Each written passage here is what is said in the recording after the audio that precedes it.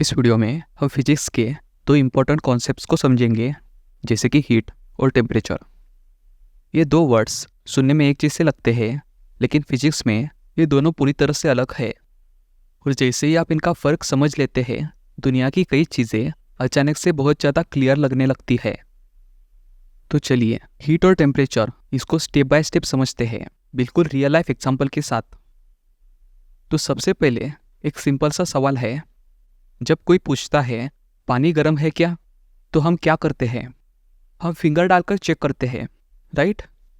अगर पानी गर्म लगता है तो हम कहते हैं कि इसमें हीट है।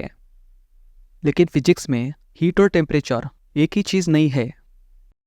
तो चलिए सबसे पहले देखते हैं टेम्परेचर क्या है। टेम्परेचर बताता है कि कोई ऑब्जेक्ट कितना हॉट या कोल्ड है। ये बस एक इंडिकेटर है, एक रीडिंग है जो बताता है कि उस ऑब्जेक्ट के पार्टिकल्स कितनी तेजी से मूव कर रहे हैं।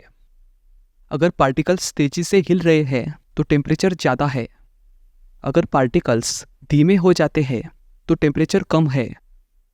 टेम्परेचर एक मेजर है, इसे थर्मामीटर से मेजर किया जाता है और यूनिट्स है डिग्री सेल्सियस, फ़ारेनहाइट या केल्विन।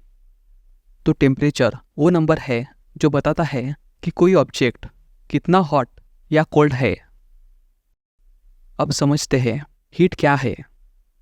हीट एक एनर्जी है, वो एनर्जी जो हमेशा हायर टेम्परेचर से लोअर टेम्परेचर की तरफ फ्लो करती है। यानी हीट हमेशा हॉट ऑब्जेक्ट से कोल्ड ऑब्जेक्ट की तरफ फ्लो करती है। अगर आप हॉट चाय का कप पकड़ते हैं तो हीट चाय से आपके हाथ की तरफ फ्लो करती है। अगर आप पानी में आइस डालते हैं तो हीट पानी से आइस की तरफ मूव करती है। एनर्जी का यही मूवमेंट, यही फ्लो हीट कहलाता है। हीट की यूनिट होती है जूल्स या कैलोरीज। तो इसे सिंपल तरीके से समझते हैं।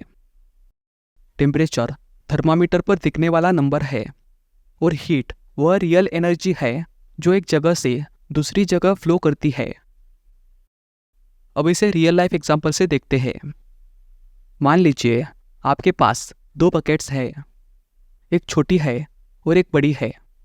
दोनों का टेम्परेचर 50 डिग्री सेल्सियस है, लेकिन यहाँ मज़ेदार बात यह है कि बड़ी बकेट में ज़्यादा हीट होगी क्योंकि उसमें पानी ज़्यादा है, पार्टिकल्स ज़्यादा है और टोटल थर्मल एनर्जी भी ज़्यादा है।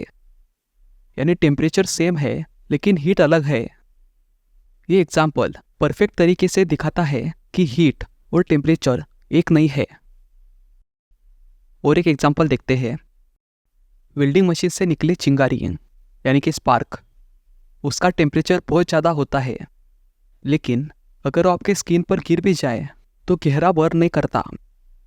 लेकिन 100 डिग्री सेल्सियस की बॉइलिंग वाटर आपको बहुत बुरी तरह से जला सकती है। क्यों? क्योंकि स्पार्क में टेम्परेचर बहुत हाई है, लेकिन उसके अंदर हीट एनर्जी बहुत कम है। बॉइलिंग वाटर का टेम्परेचर कम है, लेकिन उसमें हीट एनर्जी बहुत ज़्यादा है। तो यहाँ पे फिर वही बात है, स्पार्क में हाई टेम्परेचर है लेकिन लो हीट है, और बॉइलिंग वाटर में लोअर टेम्परेचर है लेकिन हाई हीट है। अब बात करते हैं कि हीट एक्चुअल मूव कैसे करती है। हीट 3 तरीकों से ट्रांसफ़र होती है, जैसे कंडक्शन, कन्वेक्शन, रेडिएशन। कंडक्शन मतलब जब हीट सॉलिड्स के अंदर ट्रैवल करती है।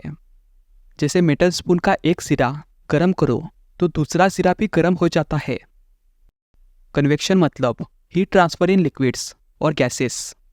जैसे गर्म हवा ऊपर उठती है और ठंडी हवा नीचे आती है। रेडिएशन मतलब हीट ट्रांसफर बिना किसी मीडियम के। जैसे सूरज की हीट हमें स्पेस के वैक्यूम से भी मिलती है। इन तीनों पर हम एक डिटेल वीडियो अलग से बनाएंगे, लेकिन अभी के लिए इतना याद रखें कि हीट कई तरीकों से मूव कर सकती है। अब जल्दी से रिवाइज करते हैं। टेम्परेचर बताता है कि कोई चीज़ कितनी हॉट या कोल्ड है। ये पार्टिकल्स के एवरेज काइनेटिक एनर्जी का मेजर है।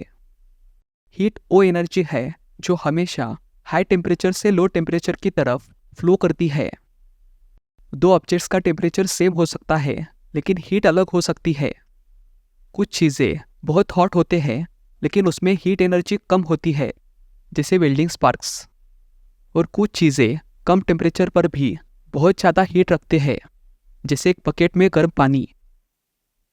अगर आपको ये वीडियो पसंद आया हो और आपने कुछ नया सीखा हो तो वीडियो को लाइक करें, चैनल को सब्सक्राइब करें और कमेंट्स में बताइए अगला वीडियो कौन से टॉपिक पर होना चाहिए, जैसे लैटेंट हीट, थर्मल एक्सपांशन या law of conservation of energy. फिर मिलते हैं अगले वीडियो में।